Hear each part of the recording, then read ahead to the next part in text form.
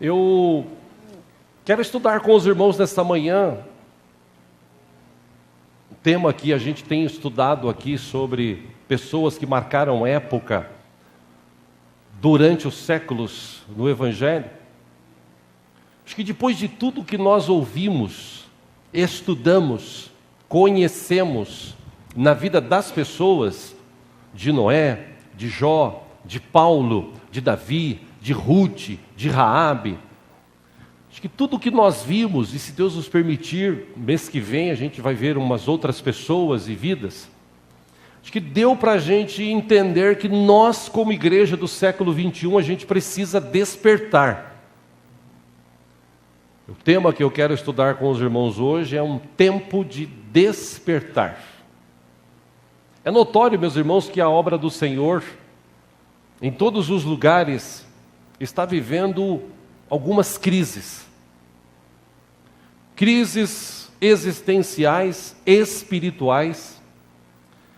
Existem pessoas hoje que se tornam obreiros, pastores, sem condição nenhuma, sem experiência nenhuma. Existe um escândalo muito grande em muitas igrejas hoje que se dizem cristãs. Os próprios pastores, pessoas que têm servido a Deus, têm infelizmente saído do que a Bíblia ensina. E com isso, muita gente hoje anda perdida por aí. Nunca se viu no mundo tantos desviados. Nunca se viu, por exemplo, no mundo, crentes, por exemplo, como no Brasil, Estados Unidos, que têm orado e participado menos da obra de Deus, da presença de Deus. No século 21, a volta de Jesus está próxima. Eu começo a crer nisso cada vez mais.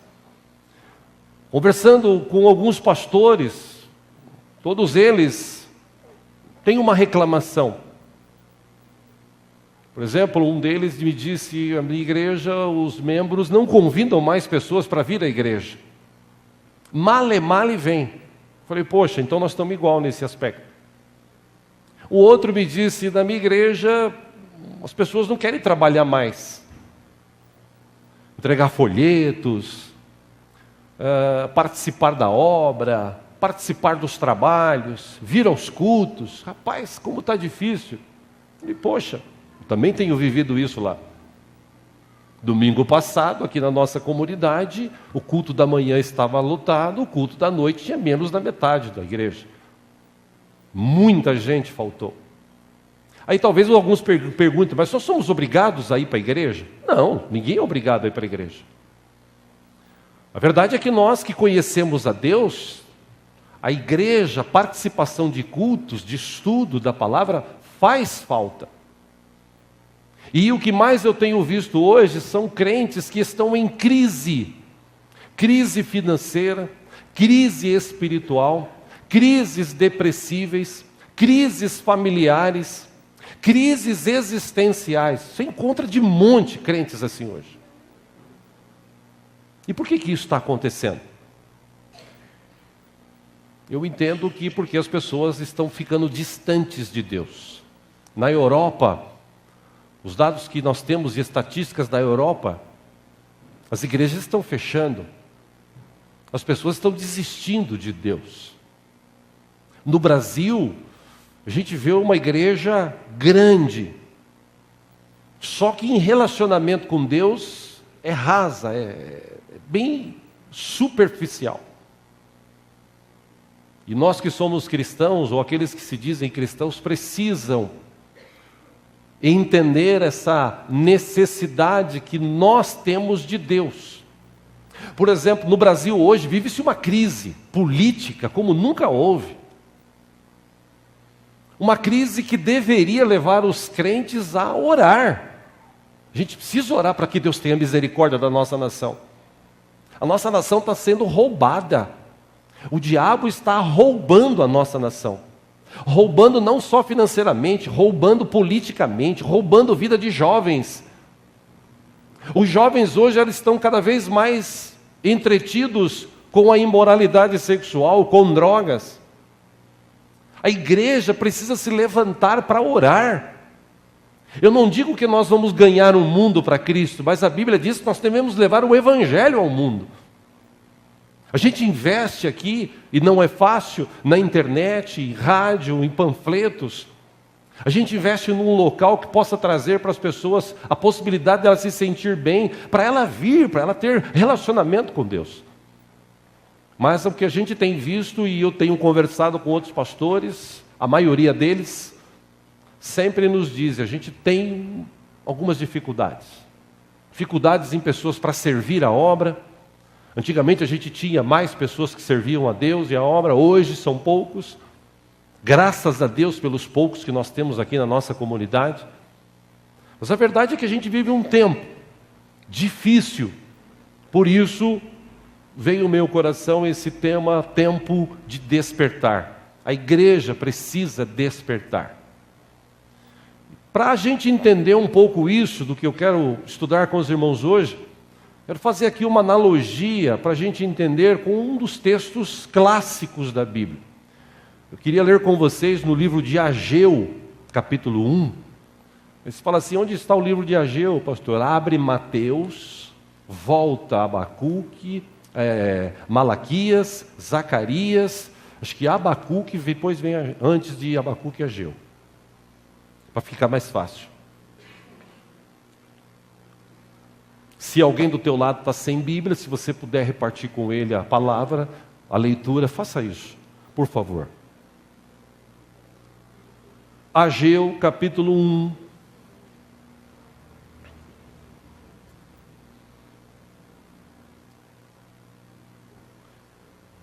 Gostaria de estudar parte desse texto com os irmãos nesta manhã, porque o povo, e vocês sabem que eu sempre digo aqui, povo é povo. O povo tinha, que se dizia servo de Deus, se afastado de Deus. E na história do povo de Israel, todas as vezes que eles se afastavam de Deus, Deus permitia que eles fossem subjugados, levados como prisioneiros. Eles se tornavam cativos, escravos. E nessa época aconteceu a mesma coisa. O povo se tornou escravo na época de Nabucodonosor. Eles foram levados para a Babilônia, ficaram lá anos como escravos, sofrendo, até um dia que Deus teve misericórdia e permitiu que eles fossem libertos e voltassem para a sua terra natal. Nessa época aqui, que nós vamos estudar, além de Ageu, tinha Esdras e um outro profeta, Zacarias, que atuavam na mesma época. E eles é que eram os pregadores das boas novas de Deus para o povo. O povo sai do cativeiro glorificando a Deus, eles eram libertos e voltavam para suas terras, para sua casa, e encontravam as suas casas todas elas destruídas. Então, quero ler o texto para vocês entenderem o que aconteceu.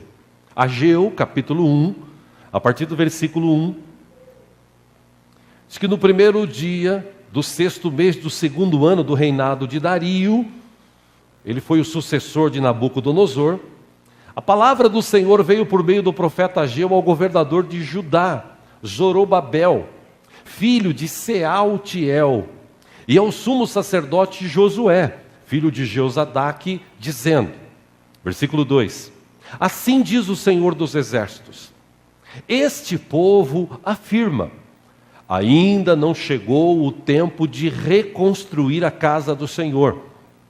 Versículo 3, por isso, a palavra do Senhor veio novamente por meio do profeta Ageu.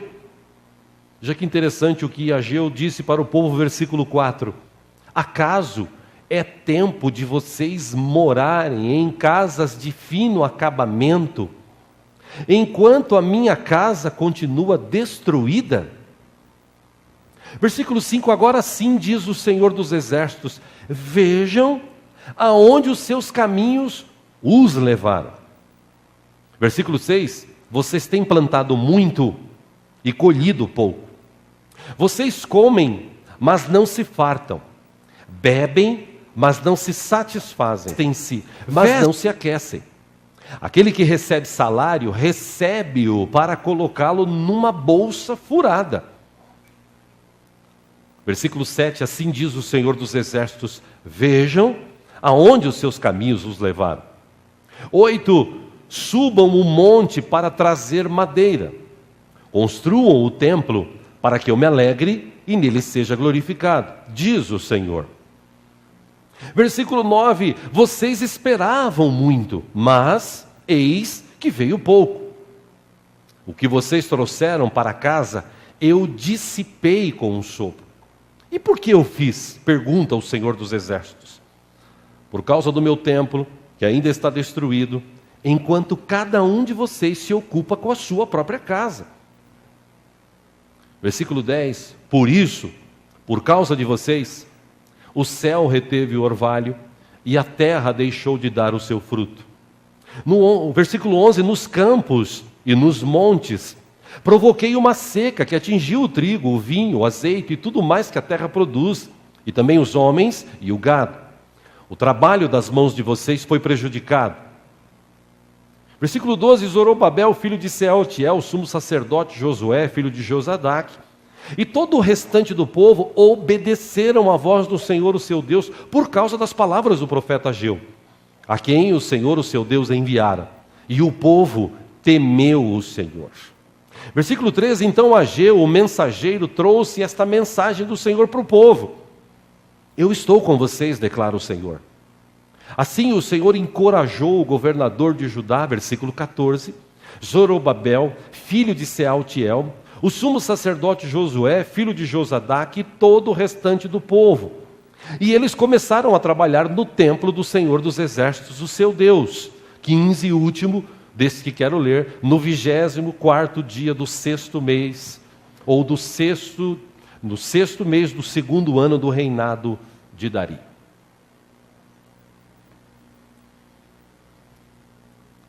Para fazer uma comparação, é praticamente a mesma coisa. O povo da época, eles saíram do cativeiro, voltaram para a cidade e se preocuparam em reconstruir as suas casas, ornamentar suas casas, viver novamente a liberdade que Deus tinha dado para eles. Só que naquela época havia um templo. Esse templo, ele tinha sido destruído. O templo para aquele povo, hoje nós não precisamos mais disso, mas naquele tempo, naquele momento, naquela época, o templo representava para o povo a presença de Deus. Havia lá dentro a arca, havia os utensílios dentro da arca. O templo representava para o povo a presença de Deus. Aí Deus liberta o povo do cativeiro, eles voltam para suas cidades, para suas casas, se preocupam em reconstruir, ornamentar as suas casas e se esquecem da casa de Deus. Aí Deus fala para Ageu, se você olhar na história, o livro de Esdras, ele conta praticamente a mesma história, até mais profundamente. Deus usa estes homens, Ageu, nós lemos, Esdras e Zacarias, para dizer ao povo o seguinte: escuta, vocês não despertaram ainda para a realidade? Eu, como Deus, libertei vocês, tirei vocês do cativeiro por misericórdia, aí vocês voltam para suas casas, para a sua terra, e vocês não se preocupam em reconstruir o templo que para vocês significa a minha presença junto de vocês. Vocês não se preocuparam com nada. Veja, vocês estão trabalhando muito, e tudo que vocês ganham vai para um saco furado. Vocês estão se esforçando, vocês estão gastando tempo, o tempo está passando, e você vê, não está acontecendo nada, porque Deus falou para eles: eu retive o orvalho, eu intervi na situação. A situação está difícil para vocês, porque eu intervi. Vocês precisam acordar, vocês precisam despertar, vocês precisam entender uma realidade. Ninguém, como eu digo aqui sempre, ninguém é obrigado a servir a Deus. Ninguém é obrigado a ter Jesus como o Senhor de sua vida. Mas uma vez que um dia nós nos dispomos a recebê-lo como Senhor e Salvador, a partir daquele dia Jesus disse: quem quiser vir após mim, negue-se a si mesmo, tome a sua cruz e me siga. Acontece que muita gente hoje, ele recebe Jesus como Salvador, ele se converte, e por causa desse evangeliquez que se prega por aí, a pessoa quer chegar na igreja, ele já quer ficar rico, ele quer ter as coisas, ele nunca, os olhos dele, bem disse um dos escritores do Novo Testamento, no final dos tempos ia acontecer, os olhos das pessoas seriam atraídos pelas coisas do mundo. Então as pessoas ficam fascinadas com os carros, ficam fascinadas com as casas. Pastor, mas eu não posso ter um bom carro, uma casa? Sim, você pode e deve, em nome de Jesus. Mas não deixe isso tomar conta do teu coração, não deixe isso afastar você de Deus. Se um dia você tiver que escolher entre sua casa e Deus, eu te aconselho, escolha Deus. Se um dia você tiver que escolher entre sua família e Deus, eu te aconselho, escolha Deus. Poxa, pastor, está pegando pesado? Não, Jesus falou sobre isso. Jesus, quando ele foi inquirido, chegaram nele, Jesus estava com uma multidão. Jesus, tua mãe e teus irmãos estão lá fora. Jesus falou, minha mãe e meus irmãos? Não, minha mãe e meus irmãos são esses aqui que fazem a vontade do meu Pai. Só que o povo daquela época, como o povo de hoje, eles não estavam preocupados em reconstruir. Para eles é o seguinte, agora eu estou livre. É tipo assim, eu conquistei uma liberdade, conquistei um emprego melhor, ganhei um dinheiro. Então agora eu vou viver minha vida. E Deus? Deus depois eu falo com Ele. Só que eles estavam trabalhando, se esforçando, reconstruindo as suas casas, mas o seu trabalho não rendia nada. Por quê? Porque eles não se lembravam de Deus. Até que um belo dia vem o profeta e diz, gente, vocês precisam despertar. E diz o texto que nós lemos, que quando Ageu trouxe essa mensagem para o povo caiu em si e disse, realmente, nós precisamos reconstruir a igreja, o templo. Porque quando nós reconstruirmos, Deus voltará a habitar. Deus nos guardará. Deus estará com a gente todo o tempo novamente. E foi isso que aconteceu. Como eu disse, fazendo uma analogia com essa história, vamos trazer para o século 21. Onde está todo mundo trabalhando. No Brasil viveu-se uma melhora, uma pseudo-melhora. Que o preço dessa melhora, agora a gente está sabendo qual foi o custo. O Brasil arrombado, financeiramente falando. O Brasil perdendo credibilidade no mundo. Os políticos cada vez mais sujos. E os crentes que deveriam se lembrar de Deus, de ter na sua mente o foco de que Jesus prometeu que vai voltar para buscar a sua igreja. Deveria haver esse foco no coração das pessoas. Deveria haver no coração dos crentes do século 21 o desejo de buscar a Deus. Como eu disse sexta-feira na oração aqui com 4 irmãs, a gente estava aqui em 5 pessoas, eu disse para elas, irmãs, glória a Deus pela sua vida. Mas tem gente que está com a vida boa, e ele fala assim, eu não preciso orar agora, ao contrário, é agora que a pessoa devia vir à igreja e dizer, Senhor, obrigado porque a minha vida está boa. Porque geralmente as pessoas vêm para a igreja só quando a situação está difícil. E nós precisamos vencer essa etapa. De ficar vindo na igreja só quando a conta está negativa. Só quando eu estou doente e preciso de cura. A gente precisa vencer essa etapa e ter mais firmeza na nossa fé diante de Deus vivo. Porque, meu irmão, eu já falei aqui, não adianta você querer se enganar, talvez você queira se enganar, mas Deus ninguém consegue enganar, Deus sabe de tudo. A Bíblia diz que antes de você pensar, Deus sabe o que você vai pensar. Antes de você falar, Deus sabe o que você vai falar. A Bíblia diz que Deus conhece o intento do coração do homem. Então, não adianta você querer se esconder de Deus e enganar Deus, que ninguém engana Deus.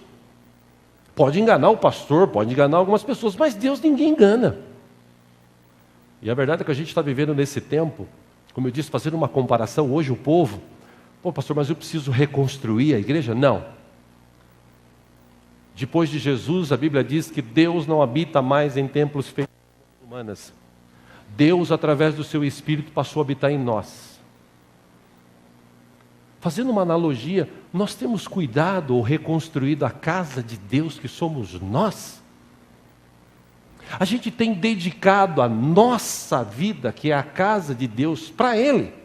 De que forma? Lendo a Bíblia. Tem crente que não lê Bíblia. Orando. Pastor, mas eu preciso orar todo dia. Meu irmão, era bom você orar toda hora. É que graças a Deus a gente mora no Brasil. O Brasil é um país livre. Como eu falei aqui na sexta-feira também para as irmãs, a Bíblia, tem gente que aqui na nossa igreja esquece a Bíblia na igreja. Por quê? Porque aqui é livre. Na China, os caras estão se escondendo para ler a Bíblia, mas eles se escondem para ler a Bíblia. A verdade, meus irmãos, é que a igreja do século 21, ela precisa despertar. Ela precisa reconstruir o templo do Senhor hoje, com essas 4 paredes, não a sua vida. Reconstruir como? Constante busca do Senhor, adorando ao Senhor, obedecendo ao Senhor. Mas tem muito crente hoje que a sua vida está em ruínas. Ele vem na igreja, ele trabalha, ele ganha dinheiro, mas ele não tem paz, ele não tem prazer, ele não tem alegria. Ele tem até alguns bens, mas a saúde está debilitada, a mente está a 1000. Vale a pena tudo isso? Perguntas que a gente tem que se fazer. Como disse Ageu para o povo, acaso é tempo de vocês morarem em casa de fino acabamento, enquanto a minha casa continua destruída? O que adianta morar num apartamento, numa casa, num sobrado bonito, ter um bom sítio, uma boa casa de praia bonita, mas olha para a vida da pessoa, a vida dela está em ruínas. As pessoas estão assim, felizes por aquilo que têm. Elas deveriam estar felizes por aquilo que são. Mas hoje em dia as pessoas estão felizes pelo que têm. E o que nós temos, primeiro, como vimos semana passada, não é nosso, pertence a Deus. Deus é que nos permitiu a gente usufruir. Segundo, a gente devia preocupar mais naquilo que nós somos. Porque Jesus falou sobre isso, a vida de um homem não consiste naquilo que ele tem, e sim naquilo que ele é. Que eu posso não ter nada, um tostão furado no bolso, mas eu tenho um Deus vivo que cuida da minha vida, que morreu na cruz por mim, que deu a sua vida por mim, e agora não sou mais eu que vivo, agora é Cristo que vive em mim. Então os meus desejos, as minhas vontades hoje estão sucumbidas, elas estão dentro de mim. Por quê? Porque a vontade de Deus, que é boa, perfeita e agradável, segundo a Bíblia, agora essa vontade é a vontade de Deus que acontece na minha vida. Só que se a gente, como disse, fizer uma comparação, tem muita gente hoje que diz, pastor, mas ainda não é tempo de eu servir a Deus. Eu preciso me casar, eu preciso arrumar um emprego melhor, eu preciso estudar. E eu ouço muito isso hoje. Eu preciso curtir a vida, eu não curti a vida. E meus irmãos, eu não sou saudosista, mas como eu já disse aqui algumas vezes, não se faz mais crente como se fazia antigamente. Porque antigamente a gente estudava, trabalhava, a gente curtia, ia em cinema, sorveteria, jogava bola, ia na praia, mas terça, quinta, sábado e domingo de manhã, domingo à noite, estava na igreja. Como? A gente acha que fazia mágica. Os crentes antigamente era mágico. Que hoje para vir na igreja no domingo, meu Deus do céu. Por isso que você vê a vida de muitos cristãos em ruínas. Por isso que você vê hoje um número assustador no Brasil. Ah, pastor, mas o Brasil tem 45 milhões de crentes. Mas tem 23 milhões de desviados. Por que esse número é tão alto? Porque a maioria das pessoas hoje não consegue conhecer Jesus. As pessoas têm uma vaga ideia de quem é Jesus. Então elas vão para a igreja, tipo assim, é uma religião. Eu vou servir a Deus numa religião. Então, como eu era lá, eu sou cá. Lá eu tomava, por exemplo, no catolicismo, uma hóstia, eu participava das missas, mas saía de lá, eu continuava. Tem cara que sai da missa e para no bar, já toma sua birita. Tem cara que se converte, vem na igreja e sai da igreja e vai para um motel com a namorada. E depois diz que é crente. Depois diz que Deus é o Deus da vida dele. Tem cara que vem na igreja no domingo, adora a Deus, na segunda ele mente. Quer dizer, a mudança que deveria acontecer no coração de muita gente, não está acontecendo. E como eu disse há pouco, e olha que a gente tem estudado, homens, mulheres que marcaram a época, porque tinham um relacionamento com Deus. Pergunta nessa manhã que eu quero te fazer, para a gente participar da ceia daqui a pouco. Meu irmão, minha irmã, como anda o teu relacionamento com o teu Deus? Você tem falado muito com Ele ou pouco? Você tem se esforçado para estar na presença dEle? Você tem levado o Evangelho? Vou fazer uma pergunta que eu já fiz aqui, mas é sempre bom perguntar. Quantos aqui têm parentes que não são crentes? Levanta a mão. Todo mundo. Eu sei disso. Quantas vezes você se preocupou num domingo, na hora de sair, de passar na portaria e pegar um folheto? Fala, hoje eu vou levar para um vizinho. Hoje eu vou levar para o meu tio. Quantas vezes você parou para pensar o seguinte: eu queria que você fosse lá na minha igreja, ouvir a palavra que eu ouço. Mas não dá para eu ir. Vai domingo que vem, eu te busco. Meus irmãos, tem crente que vem para a igreja, todo feliz, e a família dele está indo para o inferno. A gente devia se preocupar, orar por eles, falar de Jesus para eles. Enfim, meus irmãos, no mundo de hoje, esse mundo capitalista, isso está invadindo as igrejas. Os crentes vão na igreja hoje por causa de dinheiro. Me permita essa palavra hoje, mas eu tenho que pregar sobre isso hoje. Afinal de contas, é o dia que a gente consegue reunir 95% de todas as pessoas da nossa igreja. Tem um outro texto que eu gostaria de ler com vocês, está em Eclesiastes, capítulo 12. Por favor.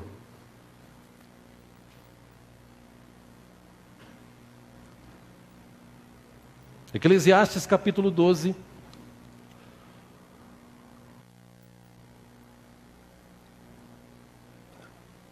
Onde está Eclesiastes, pastor? Abre Salmos, Provérbios, Eclesiastes.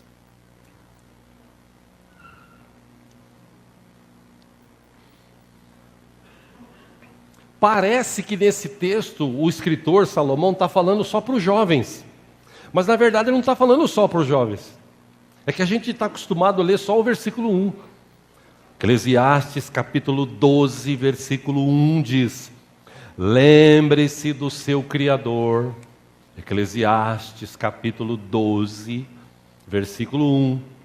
Lembre-se do seu Criador nos dias da sua juventude, antes que venham os dias difíceis e se aproximem os anos que você dirá: não tenho satisfação neles.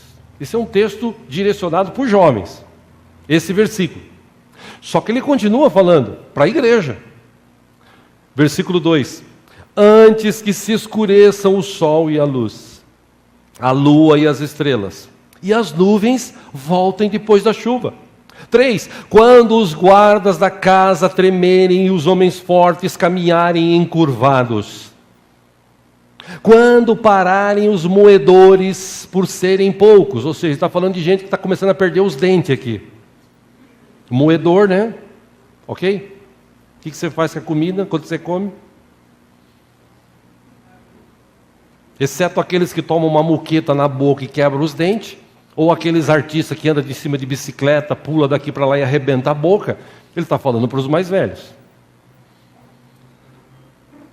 E aqueles que olham pelas janelas enxergarem embaçado. Ele está falando daqueles que a vista já está assim como a minha, que eu preciso de óculos para perto. Graças a Deus aqui a letra é desse tamanho, eu consigo enxergar.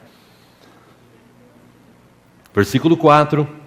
Quando as portas da rua forem fechadas e diminuir o som da moagem, ou seja, o cara está ficando meio surdo. Quando o barulho das aves o fizer despertar, mas o som de todas as canções lhe parecer fraco. Versículo 5, quando você tiver medo de altura e dos perigos das ruas. Quando florir a amendoeira, o gafanhoto for um peso e o desejo já não se despertar. Isso quer dizer o seguinte, o cara está ficando velho. Então o homem se vai para o seu lar eterno e os pranteadores já vagueiam pelas ruas. 6, Salomão repete, sim, lembrem-se dele, do seu Deus, antes que se rompa o cordão de prata, ou se quebre a taça de ouro, antes que o cântaro se despedace junto à fonte, a roda se quebre junto ao poço.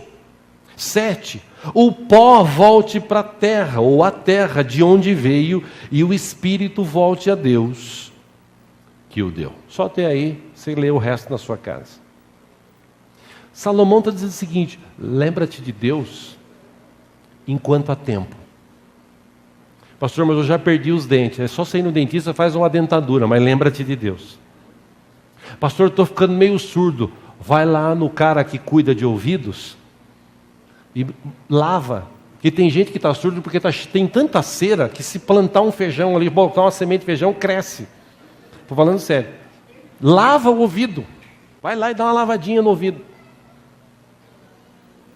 A situação está difícil, lembra-te do teu Criador. A situação está boa, lembra-te do teu Criador. Mas eu sou jovem ainda, eu preciso curtir a vida, lembra-te do teu Criador. Pastor, mas eu estou sem emprego, lembra-te do teu Criador. Mas o meu emprego está bom, continue lembrando do teu Criador. Pastor, mas eu quero casar, lembra-te do teu Criador nos dias da tua mocidade, porque Ele vai cuidar da tua vida, diz a palavra de Deus.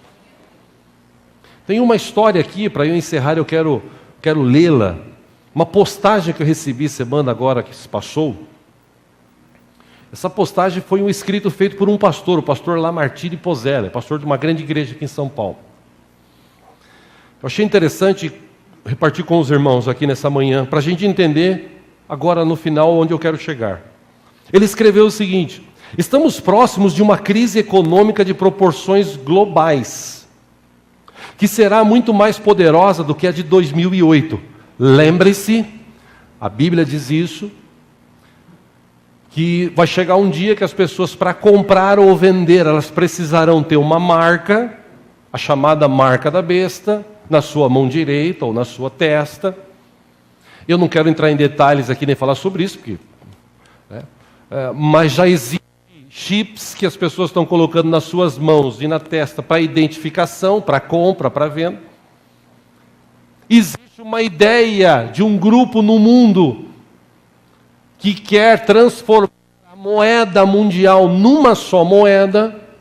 Tentaram fazer isso na Europa com o euro, não está dando muito certo, mas eles estão aproveitando essa crise. E ele escreveu isso, dizendo, para você ter uma ideia, quando a bolha estourou em 2008 nos Estados Unidos, o setor imobiliário representava 20% do PIB americano. 20%. E isso foi suficiente para causar tanto mal à economia mundial. O Fed, equivalente ao Banco Central dos Estados Unidos, eles trabalhavam com uma alavancagem de 1 para 22. Ou seja, para cada $1 que tinham, eles deviam $22. Hoje, os americanos trabalham com uma alavancagem de 1 para 70. Para cada $1 que eles têm, eles devem 70. Não sei se você sabia, mas na China, o mercado imobiliário hoje, da China, representa 50% do PIB deles, o Produto Interno Bruto. E eles já têm mais de 60 milhões de moradias vazias, que não foram vendidas porque o povo não tem dinheiro para comprar, apesar de dizer que a China está estourando. A crise que se avizinha é uma crise dos bancos centrais, que desde 2008 vem emprestando dinheiro a juros, e juros baixos, para cobrir o rombo que a economia das nações está causando. O governo chinês está fazendo o que pode para impedir a desaceleração da economia, e isso sem sucesso. E o que é pior, a China é o terceiro maior parceiro comercial do Brasil, representando 20% de toda a exportação da nossa indústria. Aí ele diz, na minha opinião, essa será a crise que causará o colapso da economia mundial. Se assim for, teremos o fim do sistema monetário como conhecemos, e aí existirá uma unificação da moeda em todo o mundo. Isso é um grave prenúncio de um governo mundial. Além disso, a invasão de refugiados na Europa contribuirá essencialmente para um aumento de desemprego, para o desequilíbrio religioso, para a falência do sistema de saúde e para o aumento de crises sociais. Ou seja, num mundo caótico como esse, as nações procurarão salvação em seus líderes, que serão investidos de superpoderes, dentre os quais estará o anticristo. Ele encerra dizendo: o cenário é tenebroso. No plano espiritual, ideológico, pragmático, os homens estão praticando abominações a Deus, quebrando princípios espirituais estabelecidos por Deus, chamando o certo de errado e o errado de certo. Sem dúvida alguma, vivemos dias semelhantes ao de Noé. Vivemos dias semelhantes ao de Sodoma e Gomorra, locais que sucumbiram diante do juízo de Deus. Ele aconselha no final dizendo: precisamos consagrar as nossas vidas. Precisamos consagrar as nossas vidas, buscar a direção de Deus, pois é necessário estarmos preparados para o que virá. Além de ainda termos que proclamar o amor de Cristo às pessoas. Este é o cenário do mundo hoje. Isso está afetando o nosso país. Só que os crentes do Brasil, eles estão assim: está tudo bem, por que eu vou na igreja hoje? Cuidar da minha vida, passear, gastar dinheiro. Escuta, mas você tem que economizar. Não, vou gastar. Nunca me esqueço um irmão que a gente tinha aqui na igreja anos atrás, que ele saiu da igreja, foi para uma outra, e lá nessa outra igreja, eles faziam desafios. E lá nos desafios ele tinha que dar cheque pré-datado. Não deu muito certo. Aí ele saiu de lá e voltou para cá. Ele falou: pastor, eu aprendi que eu tenho que dar cheque pré-datado de desafio. Eu falei: irmão, você não precisa fazer desafio. Você não precisa desafiar a Deus.